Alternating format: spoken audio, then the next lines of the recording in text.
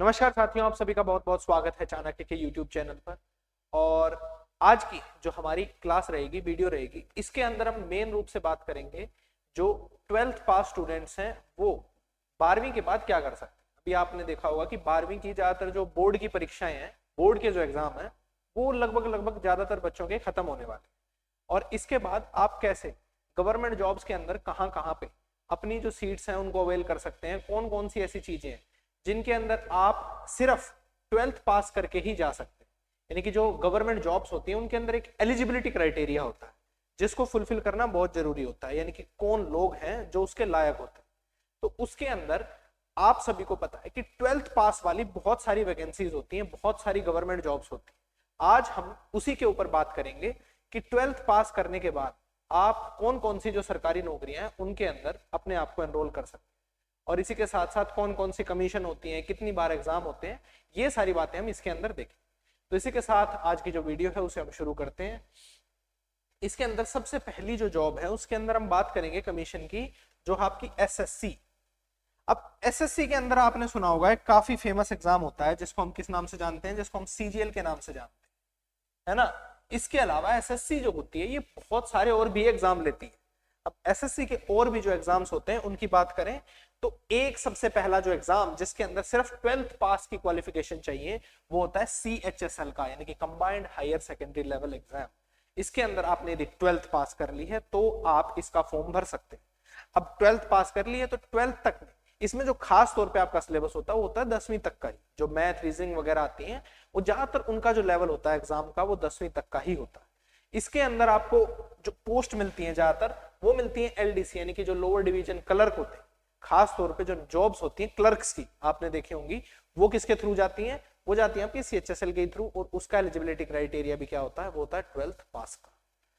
अगली आपकी एसएससी द्वारा कराई जाने वाली एमटीएस की, यानी कि जो मल्टीटास्किंग स्टाफ होता है, उसके अंदर आपकी जो जॉब होती है, जो क्राइटेरिया होता है एलिजिबिलिटी क्राइटेरिया, वो भी होता है 12वीं पास का। यानी आपने 12वीं कर ली है तो आप इसके लिए एलिजिबल है। अगली है एसएससी से ही होने वाली जीडी की, जीडी यानी कि जनरल ड्यूटी। इससे आप सभी ने देखा होगा जो सीएपीएफ यानी कि सेंट्रल आर्म्ड पुलिस फोर्सेस होती हैं, जिसके अंदर आपकी बीएसएफ, सीआईएसएफ, सीआरपीएफ ये सब आती हैं, उनके अंदर आप जब एग्जाम देके जाते हो किस चीज का, एसएससी जीडी का, तो आप कांस्टेबल का जो पद होता है उस पे लगते हो। और उसके लिए भी जो आपका एलिजिबिलिटी क्राइटेरिया होता है वो होता है 12वीं पास का ही। यदि आपने 12th कर ली है तो आप इन पोस्ट को भरने के लिए एलिजिबल हो जाते हैं। इसी के साथ हम बात करें पुलिस सर्विसेज की, यानी कि ये तो हमने देखी एसएससी के थ्रू आप कहां जा सकते हो। अब आप पुलिस के अंदर कैसे कैसे रिक्रूटमेंट ले सकते हो, तो बहुत सारी जो स्टेट पुलिस होती है सारी की सारी, जैसे हरियाणा पुलिस के कांस्टेबल के एग्जाम हो, इसके अंदर भी जो एलिजिबिलिटी क्राइटेरिया है वो होता है 12वीं पास का। 12वीं पास करने के बाद आप कांस्टेबल का फॉर्म भर सकते हो। अगला है चंडीगढ़ पुलिस। चंडीगढ़ पुलिस के अंदर भी पुलिस कांस्टेबल की जो पोस्ट होती है उसके अंदर भी एलिजिबिलिटी क्राइटेरिया होता है, वो होता है किसका, वो होता है 12th पास का। 12th पास का ही क्राइटेरिया होता है उसके। अगली मैं बात करूं तो वो है आपकी यूपी पुलिस कांस्टेबल की, यानी कि यूपी पुलिस के अंदर भी आपने देखा अभी अभी हाल फिलहाल में एग्जाम भी हुआ था, बहुत सारे लोगों ने भरा भी था। उसके अंदर भी जो एलिजिबिलिटी क्राइटेरिया होता है वो होता है 12वीं पास का, यानी आपने 12th कर ली है तो आप इन जो सीट्स हैं इनको भर सकते हैं। अगला है दिल्ली पुलिस, जो कि खास तौर पे दिल्ली एनसीआर या हरियाणा के अंदर रहने वाले लोग होते हैं, वो खास तौर पे इस फॉर्म के लिए काफी उत्साहित रहते हैं, क्योंकि दिल्ली के अंदर जो दिल्ली पुलिस कांस्टेबल है ये है तो कांस्टेबल वाली पोस्ट, इसके अंदर सैलरी थोड़ी सी ज्यादा बढ़ जाती है, क्योंकि जो एचआरए होता है, हाउसिंग रेंट अलाउंस, वो इसके अंदर इंक्रीज हो जाता है। इसी वजह से जो दिल्ली पुलिस कांस्टेबल है उसको दिल्ली एनसीआर के जो इलाके में रहने वाले लोग हैं वो खूब उत्साह के साथ इसे भरते हैं। अब इसी के साथ अगली आती है आपकी डिफेंस सर्विसेज, यानी कि आप डिफेंस के अंदर कैसे जा सकते हैं, यानी कि जो सेनाएं हैं उसके अंदर भी आप भर्ती हो सकते हैं। किसके बाद, 12th के बाद। अब कौन कौन सी भर्ती है, एक तो होती है आपकी कौन सी, वो होती है अग्निवीर की। आपने देखा होगा अभी अभी जो सरकार ने स्कीम निकाली थी अग्निवीर की, अग्निवीर से अब भर्ती होती है। अग्निवीर से तीनों के अंदर, आर्मी, नेवी, एयरफोर्स, तीनों के अंदर जाया जाता है। उसके अंदर भी आपको जो है 12वीं पास होना चाहिए, एलिजिबिलिटी क्राइटेरिया सिर्फ 12वीं पास। अगला आता है आपका एनडीए, यानी कि नेशनल डिफेंस एकेडमी। ये अब तक हमने जितनी भी जॉब्स की बात की उनमें सबसे प्रेस्टिजियस जॉब है और सबसे अच्छी जॉब है, क्योंकि इससे आप लगते हो आर्मी, नेवी, एयरफोर्स में डायरेक्ट ऑफिसर। यानी कि भारत के अंदर एकमात्र ऐसा एग्जाम होगा जो 12वीं के बाद आपको ऑफिसर बनने का मौका देता है, और वो है एनडीए नेशनल डिफेंस एकेडमी। इसके अंदर आप सभी को बता दूं कि कुछ जो स्ट्रीम्स होती हैं उसके अंदर कुछ एलिजिबिलिटी क्राइटेरिया होता है। जैसे आपको यदि एयर फोर्स के अंदर जाना है, यदि आपको पायलट बनना है, तो इसके अंदर आपके पास जो 12th होती है वो आपके फिजिक्स और मैथ्स आपका कंपलसरी सब्जेक्ट होना चाहिए। जबकि और जो चीज होती है जैसे आर्मी के अंदर ऐसा कुछ नहीं है। एनडीए के ऊपर एक अलग से ही वीडियो बनानी पड़ेगी जिसमें आपको मैं पूरी तरह से समझाऊंगा कि एनडीए क्या होता है, इसकी पोस्ट कैसे निकलती हैं और कब कब आप इसका फॉर्म भर सकते हैं। ठीक है, अगली बात है आपकी DSSB की, यानी कि इसके अंदर है Delhi subordinate services selection board. जैसे एसएससी होती है ऐसे ही DSSB होता है। DSSB भी एक सर्विस सिलेक्शन बोर्ड है। इसके अंदर खास तौर पे जो जॉब्स होती हैं आपकी वो टारगेट करती हैं दिल्ली वाले एरिया, यानी कि आपकी जो पोस्टिंग होती है वो दिल्ली के अंदर होती है। इसके अंदर भी जो खास तौर पे एनसीआर वाले लोग होते हैं उनके लिए काफी बेनिफिशियल होती है। हालांकि आप ऑल ओवर इंडिया से इसके फॉर्म भर सकते हो।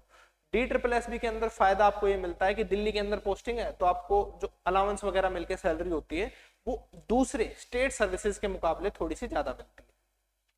अब इसी के साथ बात करूं मैं इसकी, तो इसके अंदर एक होता है आपका जेल वार्डर का एग्जाम, जिसके अंदर आपने देखा होगा बहुत से लोग होते हैं जो जेल वार्डर बनने के लिए खूब कोशिश करते हैं कि हम जेल वार्डन बने, क्योंकि जेल वार्डन मूवी वगैरह के अंदर उन्होंने देखा होता है। तो ये भी एक काफी डिमांडिंग जॉब होती है। गांव वाले जो एरिया होते हैं वहां के अंदर जेल वार्डन का अलग क्रेज रहता है लोगों के अंदर। तो जेल वार्डन के लिए भी आपको जो एलिजिबिलिटी क्राइटेरिया है वो है 12वीं पास। अगली है आपकी वो है MTS की ही, यानी कि मल्टीटास्किंग स्टाफ, किसके अंदर DSSB के अंदर। अपने SSC के अंदर भी देखा था, तो यहाँ पे MTS जो होता है मल्टीटास्किंग स्टाफ, इसका काम मतलब कि आप ये मत समझना जो MTS होते हैं वो झाड़ू पोछा मारते हैं, वो अलग लोग होते हैं। MTS का काम खास तौर पे आपका जैसे फाइल्स कैरी करना हो गया, थोड़ा ऑफिशियल किस्म का ही काम होता है।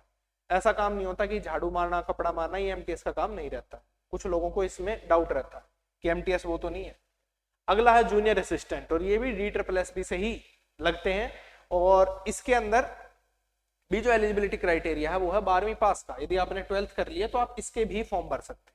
और DSSB के अंदर जो LDC लगते हैं, लोअर डिवीजन क्लर्क लगते हैं, वो भी किससे लगते हैं, वो भी लगते हैं आपके 12th पास लोग। तो हमने बहुत सारी जितनी भी गवर्नमेंट जॉब्स थी उनके अंदर हमने देख लिया कि कैसे कैसे अलग अलग कमीशन से आप जो सरकारी नौकरी है उसके लिए एलिजिबल हो जाते हैं। इसी के साथ हम आपको बताना चाहेंगे कि जो गवर्नमेंट जॉब्स होती हैं उसके लिए बहुत सारी मिस इन्फॉर्मेशन भी फैली रहती है चीजों को लेकर। जैसे कुछ चीजों को लेकर ये रहता है कि इसके लिए पता नहीं एलिजिबिलिटी क्राइटेरिया क्या हो क्या नहीं हो, और बहुत सारी जगह मैंने देखा है वीडियोस भी गलत बनाई। तो इसी के साथ आज की जितनी भी हमने इसके अंदर पोस्ट बताई हैं, इन सब के लिए जो 12वीं पास लोग हैं वो एलिजिबल हो जाते हैं। यदि आपने 12वीं कर रहे हैं या कर लिए तो आप इन एग्जाम्स के अंदर चाहें तो अपीयर हो सकते हैं। इसी के साथ आज की जो हमारी वीडियो है इसके अंदर हम रखते हैं इतना ही। यदि आप किसी भी एक सिंगल पोस्ट पे डेडिकेटेड वीडियो चाहते हैं तो आप उसको कमेंट सेक्शन के अंदर बता सकते हैं। इसी के साथ आज की हमारी वीडियो में इतना ही, और आप सभी से मुलाकात होगी फिर से किसी इंफॉर्मेशन वाली वीडियो।